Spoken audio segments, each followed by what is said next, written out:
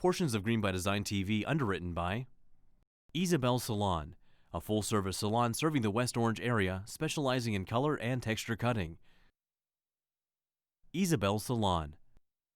Relevant Times, sharing fresh ideas for sustainable living in the New York metro area for over 15 years. Read, browse, listen, and watch. RelevantTimes.com. White Lotus Home, handmade natural fiber mattresses, bedding, and pillows without toxins. We save the earth while you sleep. White Lotus Home. Today on Green by Design TV, our town's greener than your town.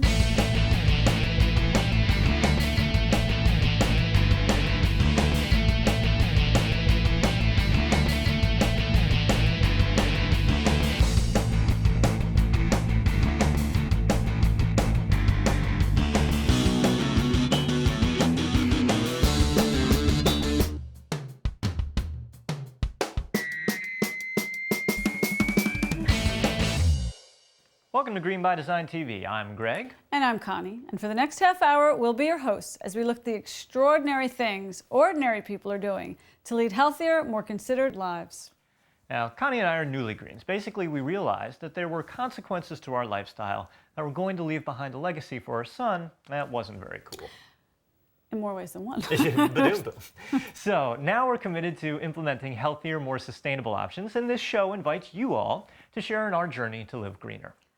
Let's learn together. Why not? Oh, yeah. We'll try to show you the extreme as well as the simple, practical, and frugal. So hopefully there's something for you to take away from every show. More specifically in this episode, we'll look at what the town of Montclair, New Jersey is doing to make them a leader of sustainability in the Garden State. We'll also look at why we need to recycle our electronics and some options for how to go about doing it. And finally, for our Oh Good segment, I'll visit Whole Foods in West Orange for their night of eco-fashion, where we'll get a look at some eco-friendly threads. You know I love that. I know you do. And I'll speak to several of the designers about their sustainable lines of fashion and beauty products. But let's start by getting extreme municipal style. Today, we're speaking with Environmental Coordinator Gray Russell. He's going to share some of the great but simple initiatives that the town of Montclair has implemented to make it one of the greenest towns in New Jersey.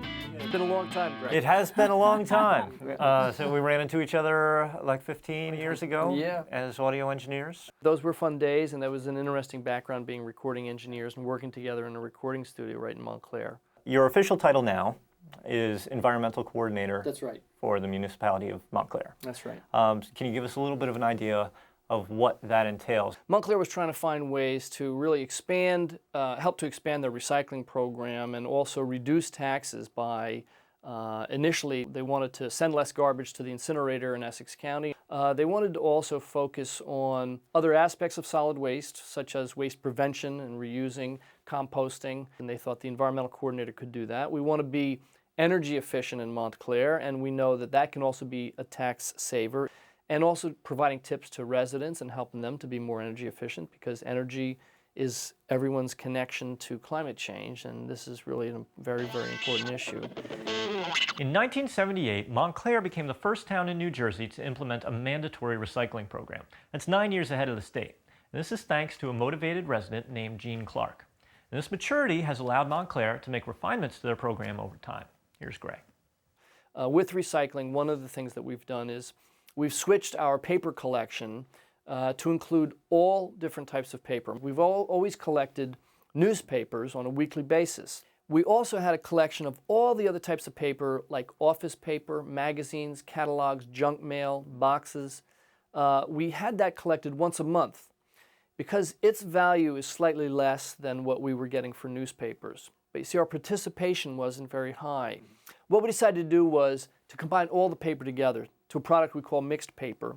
Because we now have a higher participation rate and a lot more paper is coming out of the waste stream, it's economically much more advantageous to the taxpayer. We actually earn $35 a ton for the paper that we generate that we can recycle. Every ton of garbage that we send to the Essex incinerator, we pay at least $75 to $80 per ton.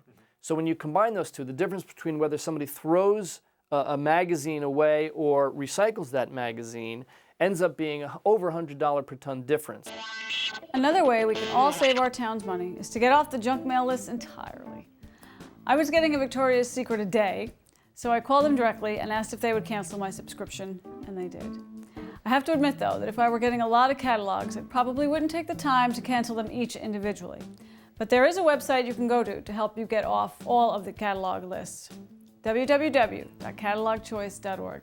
At the site, you enter some information about the catalogs you no longer wish to receive, and they'll handle the rest. Very easy.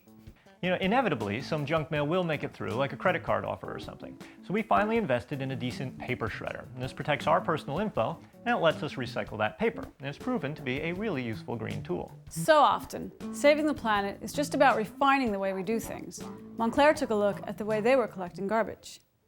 The refuse collectors would come up our driveways, get our garbage can and bring it down to the curb and go away. Then another truck would come along and they would dump the garbage cans in there and go away. And then another guy would come in another car and he would take the empty cans back up. I can't believe they did that. Yeah, there's very few towns in New Jersey who still do that.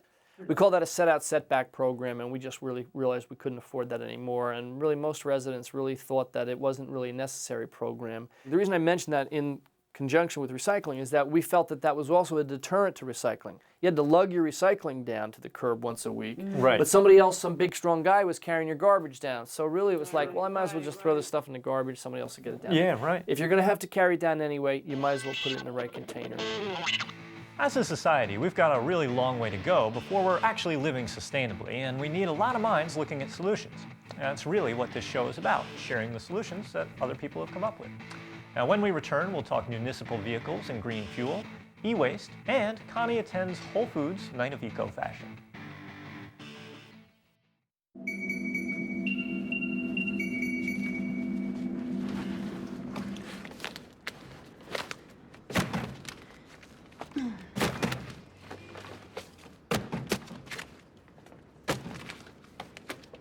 Make a change, make a difference. Answer the call.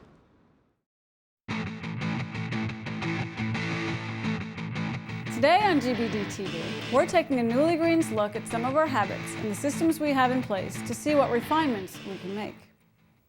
Before the break, we heard how by changing a couple simple things about how they collected the garbage, the town of Montclair was able to dramatically increase participation in recycling, and that got us thinking. Now, it may sound silly, but Gray's notion of making it easy to make the right choice was like an epiphany for me. So the truth is that we won't reliably make sustainable choices if they're difficult to implement. So the trick is to get systems in place that make green easy to do. So we tend to look at our towns and legislators to come up with regulations that'll drive change, and certainly we can encourage them to do so. But in the meantime, Connie and I felt like we can't just sit around waiting for the politicians to get it together. So when we started looking for the hidden barriers that get in our way, it occurred to us that we think of recycling in the kitchen with our cans and bottles, but what about the stuff we throw away everywhere else in the house? When we took a look in our other garbage cans, we realized there's a lot of paper in there. Tissue boxes, packaging, scraps of notes, and so on. Why? Because at the moment of decision, the option to recycle wasn't available. We did what was easy by throwing the stuff in the trash. So our solution was to put a paper-only bin in every room and a glass and plastics bin in our bathroom. You know, that's just one of the refinements to our routine that we've managed to come up with. But, you know, we'd love to hear how you've empowered yourself or others by making the green choice the easy choice. Please share any ideas you have in the comments section at greenbydesign.tv, or just drop us an email at info@greenbydesign.tv. The town of Montclair has been making refinements and in the process saving the environment and saving the taxpayers money. In 2005, they were recognized as Clean Energy Municipality of the Year by the New Jersey Clean Energy Program. We conducted an energy audit for all of the municipal buildings in town. And now we've got a great guideline, a great plan of, we know the low-hanging fruit, the cheap stuff that we can start with, and then some of the more extensive stuff. What is the plan for that now that you have that? Well, the recommendations from the town's energy audit include recommendations about our heating and ventilating and air conditioning, about our lighting, and even about the vehicle fuels. And some of them are expensive measures to take that have a longer payback that might take decades or even more, and some are shorter payback. One of the recommendations has to do with the municipal building, with our lighting, which was a very simple fix. We decided to put in motion sensors in a lot of the rooms so that if a room is empty, the lights will go off and save energy there. And that's been installed already. So some of you may recall that in our second episode, Connie was busting my chops about driving a V10 truck. Today we're taking a Newly Green's look at the big 5 alternative fuels and Greg's blatant hypocrisy. Nice. Well, it would seem the time has come for payback. This dining room fixture is one that Connie likes to have on at all times, whether she's in the room or not. This drives me crazy because this happens to be an antique fixture that we can't use CFLs in because they don't fit. So every time the light is on, it draws 540 watts. So I turn it off, Connie turns it on. I turn it off, and Connie turns it on. To the extent that we now seem to have broken the light switch. So I will be taking this opportunity to replace the broken light switch with a new motion sensor switch. Connie has a persistent habit, but I wield technology. In an attempt to move away from large SUVs for all employees and also to move away from petroleum, we decided to switch some of our vehicles to compressed natural gas as a fuel. We're going to switch all of our truck fleet fuel to biodiesel, to a blend of biodiesel called B20. That is biodiesel mixed in with regular diesel. In 2004 I was able to change or to upgrade all of our municipal traffic lights from the standard halogen bulbs that most traffic lights are made out of to LEDs. Light emitting diodes are much brighter, but they are also much more energy efficient. They not only save 90% of the energy, they save 90% of the costs. And it's kind of interesting, most people don't realize, I didn't have any idea in the past, but each traffic intersection costs the town about $1,000 just in electricity, just paying the PSE&G each year. Those lights, think about it, they're always on, 24 hours a day, 7 days a week, all the time. You know, there's no doubt the quickest payback in green living comes from saving on utility costs. Our utility rate went up 20% last year, and we're told that it's going to go up another 20% this year. Now, even if you're still clinging to the notion that we're not responsible for climate change, you must have better things to spend your money on than utility bills. Earlier, Greg mentioned energy audits. In our second show, Greg mentioned EnergyStar.gov as a good place to give yourself, a starter audit using information from your utility bills. You know, along those lines, we want to tease an upcoming show where we're going to have Greg back, but this time he's going to bring his business partner, Ed. They're going to do a full-on energy audit of our house. That means blower door tests, thermal cameras, the whole shebang. So I'm really excited about that one, although I suspect it's not going to be pretty. Well, in that show, we'll also give you an update on how we've been doing at our attempts to reduce usage thus far, so we can see if we've made progress. Hopefully that's not too humiliating. Yeah. Now, I'm sure you all watch Green by Design religiously, I know you but if you happen to miss any of our earlier shows, they are available for download from our website, or you can contact us at our P.O. Box about how to get a copy by mail, and our address will appear at the end of the show. When we come back, we will look at the dangers of disposing of our electronics. And you've been telling us you like the eco-fashion, so we'll close with another round of O-Goods, looking at some more cool duds. Sure, my neighbors Jean and Louise, they may be superheroes with superpowers, but that doesn't make them so super at saving energy and money. Honey? I may not be able to harness the power of the elements, but I save significant cash and help the environment with appliances, electronics, and windows featuring the Energy Star label. So discover your own energy-saving superpowers. Go to ase.org/consumers. Mom, Dad's making fondue again. This is Green by Design TV, a Newly Green's view on sustainability. Later, Connie is going to go to Whole Foods Night of Eco Fashion and talk to some of the designers there. But first, we wanted to take a look at e-waste. Now, we're a teched-up family. I mean, we've got iPods and cell phones and laptops. Now, unfortunately, the life expectancy of these things is getting shorter and shorter, and this poses a real problem of waste. Here's Gray Russell, Montclair's environmental coordinator, to explain why we don't want to throw these things out in the trash. There's two main reasons. One is many people don't realize that computers that all electronic equipment actually is manufactured using some hazardous materials. It's dangerous when they are disposed of because it either goes into a landfill or, in Montclair's case, goes to the Essex County incinerator where it's going to be smashed and compressed and burned. And at that time, some of these toxins can be released and it becomes a human health problem. The toxins would include things like lead, mercury, cadmium. Are really the biggest three. But secondly, the other main reason we do it is because there's very valuable stuff in electronic equipment, such as copper and even gold. The older the computer, the more gold. And palladium is another metal that's very valuable. And so we want to be able to capture these materials instead of wasting them and then having to mine new ore to put back into electronic equipment. We want to be able to use that perfectly good material over and over and over and over again. Most towns now host a few e-waste disposal days a year. If your town doesn't, ask your county. Right, now this is an opportune moment to mention something about compact fluorescent lights. At this point, everyone should be using CFLs in place of their regular incandescent bulbs. Now, they're a proven saver of energy and money. They're well worth the expense. But did you know that you cannot throw CFLs out in the trash? That's right. CFLs contain mercury, which is toxic and poses serious dangers to human health if placed in the trash. CFLs must be disposed of properly, which means taking them to an e-waste day, or if it's more convenient, a local IKEA takes them. You can also ship old bulbs for recycling using lamprecycle.com. You know, if you thought carting them around doesn't appeal to you. Right, now, if you would like, you can take the Change a Light pledge, which is on our homepage of our website.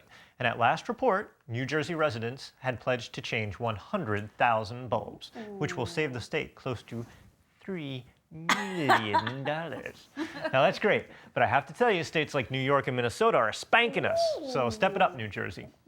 So, but back to the e-waste. Last year, Connie and I gathered up a bunch of our old electronics and headed over to Montclair's e-waste day to get a feel for what goes on. Wow, I don't even know where to fit this stuff. Well, thanks. You're welcome. Let's roll.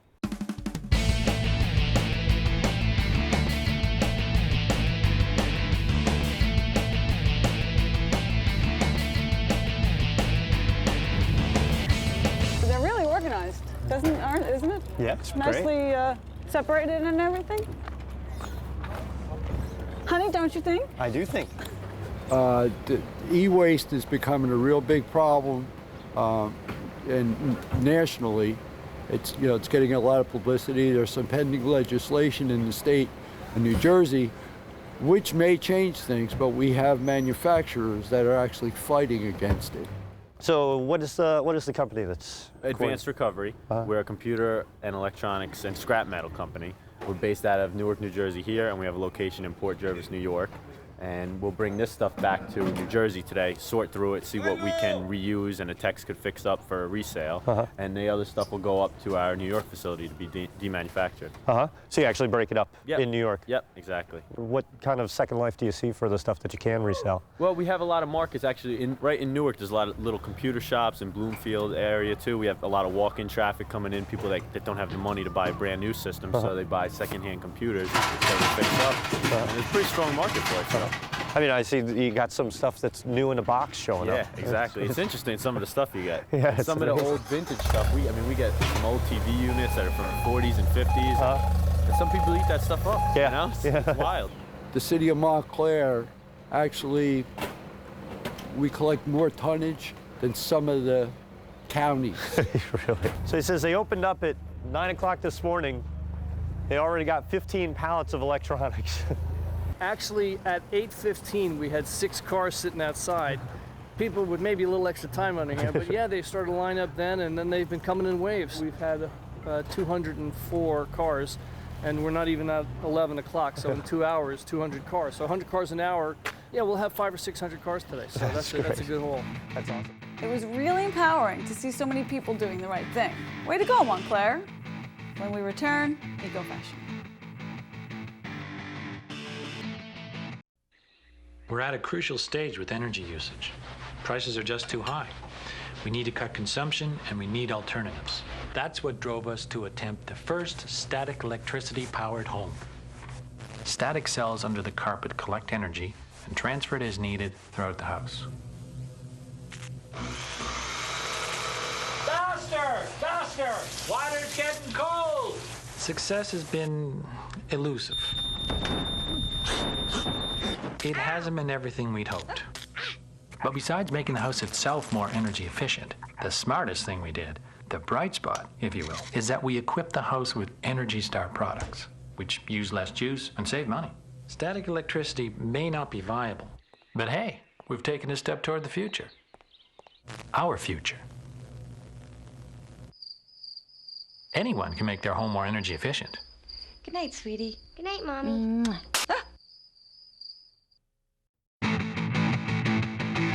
Hi, this is Green by Design TV. If you're just tuning in, we've been speaking with Gray Russell, Montclair, New Jersey's environmental coordinator, about the many steps the town has undertaken to reduce its carbon footprint and save taxpayers' money. If you missed it, don't worry. You'll be able to get copies of the show on our website as downloads very soon. Now here's a couple other cool things we learned at Montclair's E-Waste Day. Did you know that you can recycle old DVDs, CDs, VHS, and cassette tapes? Or that most of our recycling is shipped to India and China? In fact, without these two countries, we would probably have to pay to dispose of our paper. Anyway, enough trash talk. It's time again for the part of the show that deals with conscientious consumerism, how to buy the things that you want while still serving the greater good. So here's Connie with this episode's Ho Goods.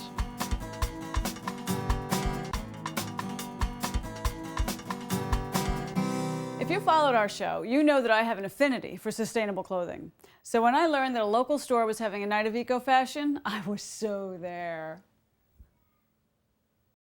Tonight we had our first eco-fashion show at the Whole Foods Market here in West Orange. It's one of the 3 stores in the Northeast region that has an eco store where we have clothing, jewelry, and home goods that are eco-friendly. And tonight was really to highlight those products and bring them to the attention of our customers. Here are Saviola and Danny from The Living Planet. The basic background is that the owner of our parent company, Haresh Tarani, got really involved with the entire green movement. He started feeling very strongly about giving back to the earth, sustainability, so he wanted us to come at it from a fashion standpoint. Because a lot of times people think of green fashion and they think only yoga wear or only, very muted earth tone colors. Well, we wanted to hit that person who was fashion first, and then her added value was, oh, it's eco-friendly. It's eco-friendly dyes, it's only organic fibers. We use only organically grown cotton, and we use soybean as well. We have a website, it's thelivingplanet.net. I'll be doing some shopping when we're done. Thank you. We're here with Raina, who works with World of Good. They make jewelry. Raina's going to tell us a little bit about it. So we're World of Good, and we are a fair trade company, which means that we pay a fair wage to our artisans. We make sure that child labor isn't being used. We protect the natural environment and strive to preserve the local culture. Many of our pieces incorporate a bit of recycling or found material. So These are made, we just got these in from the Philippines, and they're actually made from juice boxes. Oh, wow, right. That's great. And then these are made from bone, but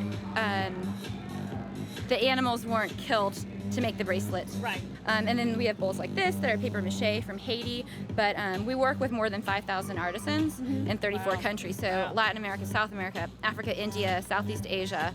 And then a portion, 10% of our proceeds go into our nonprofit, and that's where we do the development projects like building wells, providing educational toys, medical equipment, and just really helping to empower. Some of your work here was featured in the fashion show. In the fashion show? Yes. Fantastic. Yeah. Yeah, it was really great. This store has been really supportive of us, and Whole Foods. Whole Foods really launched us, so we're grateful to them. We're here with Al Neese, who's going to tell us a little bit about her body products. Yes. Right? Hi, how are you? Hi, I'm fine. How are you? I'm fine, thanks. Good, thank you. Well, the name of the product is Puka, pure and simple. Okay. We have body butters. We have elbow grease. It's an all-natural product. The base for the body butters is shea butter. Okay. As you can see, the body butter is a little bit more rich, thick. Yeah. You see? Mm-hmm. Okay. And then when you have the elbow grease, it's a little less thick. Oh, yeah. It's a lot thinner. Yeah. Okay. We also have... They smell pretty good. Are the scents essential oil by any chance, or are they? Yes. They are. Yes, they wonderful. Are. Great. Yes. Here's some foot butters. This one here is mint and lavender. You might not want to put that on your hands, yeah, but... No, I'll do. And then we also carry oils, body oils. You can put them in your bath. You can put them on your body as well. Right. Okay. We're with Kevin, who is with a company called Simple. And Kevin, I guess some of your articles were in the fashion show today? Yes, they were. We use recycled materials as well as obviously sustainable materials like latex, rubber, cork. We also recycle materials like milk cartons and bottles for some of our insoles of our shoes to make them comfortable. We also use some of our treatments on the shoes. Also use coconut shells. Oh wow! So also organic cottons. Right. Okay. So is this a coconut shell? that's a coconut shell button right there. Ah, that's great. And then if you can see the outside of this particular shoe and also the sandal here are recycled car tires. Oh wow! So a lot of these are in landfills. We chop them up, put them in, and make them part of our soles of our shoes. What a great idea! The tires. Isn't that great? Well, you have an interesting job here, I think. Can you speak a little bit about what you do? Sure. I'm the Green Mission Specialist for this region. I love that title. I know, I get that a lot. It's a neat title. It's very unique. As part of my job, I do a lot of the recycling for the stores, setting up contracts with waste haulers, implementing compost programs, teaching team members how to recycle. I also do some work on energy efficiency, looking at lighting upgrades and retrofits, making sure that we're using the most efficient technology and coordinating that effort, and also educating customers and team members about what we do. Right. Well, are there any other events like this one today that we can look forward to in the near future, or just keep an eye out? Yeah, definitely. Check our website. We always have updated calendar information for each store. But I think that with the trend towards green, you'll see events like this incorporated into many more store calendars going forward. Well, thank you very much. I'm going to go shopping now.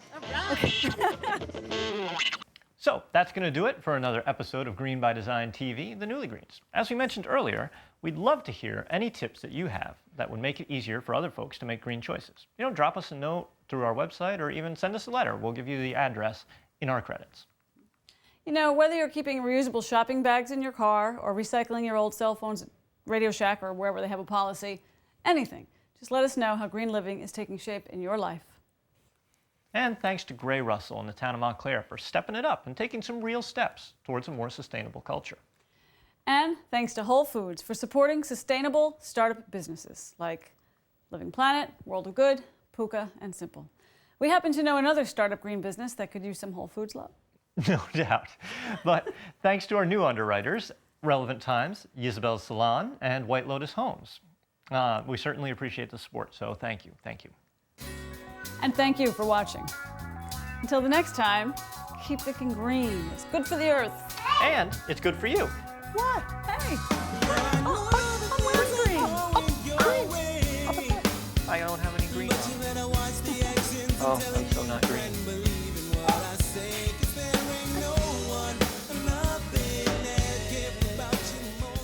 Most towns now host a few e-waste disposal days a year. If your town doesn't, you ask them why. Now, this is an opportunity. You can also go to your county. I don't want to miss that because that's an alternative way for them to get it done. I don't mind you asking why, but take it to your Yeah, you ruined my spontaneity.